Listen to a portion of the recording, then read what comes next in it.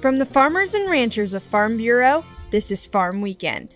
The U.S. Supreme Court overturned a broad swath of tariffs implemented by the Trump administration. Chad Smith has the details. In a 6-3 decision, the U.S. Supreme Court ruled that the president does not have the power to levy tariffs on imported goods under the International Emergency Economic Powers Act. Travis Cushman, the Deputy General Counsel for Litigation and Public Policy for the American Farm Bureau Federation, said the decision immediately goes to the International Court of Appeals to figure out what happens next. It is unclear what happens to the tariffs that have been collected, if those will be refunded, who gets the money, how much it is. It is also unclear if the president will try to use other statutes to levy tariffs. The other options are much more clunky and difficult to administer. He said the court ruled that the U.S. Constitution clearly grants Congress the sole power to levy tariffs under IEEPA. However, the tariff conversation likely is not over yet. The Constitution grants Congress the exclusive authority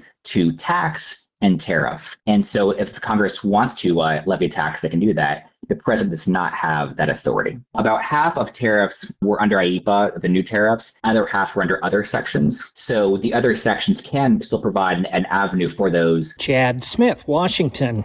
A week of celebrating the National FFA. More when Farm Weekend returns. Frustrated with your current healthcare coverage? Kansans are saving up to 60% a month with Kansas Farm Bureau health plans. Choose from individual and family plans, short-term coverage, or dental and vision plans. It's quality coverage you can afford. Learn more and get a free quote by visiting KFBHealthPlans.com or visiting a Farm Bureau Financial Services agent near you.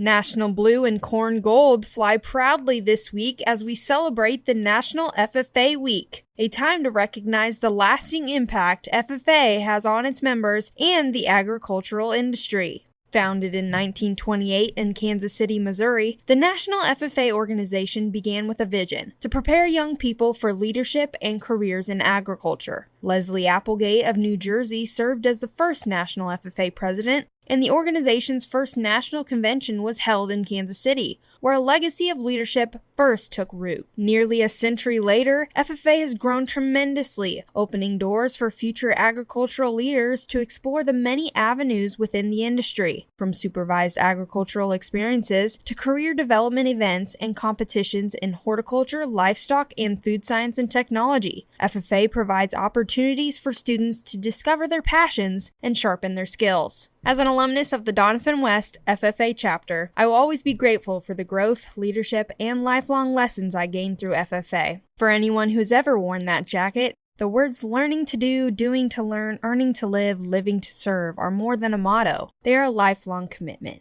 Next, Insight with Greg Deering. Keep up to date with new and exciting attractions and events from across the state, the freshest recipes, and fun, crafty activities for your family by visiting www.kansaslivingmagazine.com. Kansas Farm Bureau's new website provides you with a variety of content from featured families to fun projects that are bound to keep the whole family entertained and in the know. Visit today at www.kansaslivingmagazine.com. Now, Insight with Greg Deering. There's a routine to spring calving season, and it all comes down to the numbers. Once tiny hooves start hitting the cold ground, a rhythm takes over, and it doesn't let up until the last mama cow has delivered her baby. Every day is different, but every day starts and ends with a count. I can still picture riding between my grandparent on the pickup's old bench seat as we made our pasture rounds. My grandfather drove with one hand on the wheel, binoculars in the other. We'd ease through the field, stop short, and he'd read off an ear tag while Grandma wrote it down in a spiral notebook. This process played out 5 or 6 times a day, from feeding in the morning to well past dark if needed. Most of the time, the numbers matched, cows accounted for, and calves at their sides. But when they didn't, that's when the search began. A hidden calf meant a watchful mama nearby. Sometimes, what looked like a black baldy was just a fallen limb playing tricks in the fading light. Losses happened due to weather, coyotes, or complications, and that's why we count it. Every cow, every calf, every time. Join us next week for another edition of Farm Weekend from Kansas Farm Bureau, the voice of agriculture.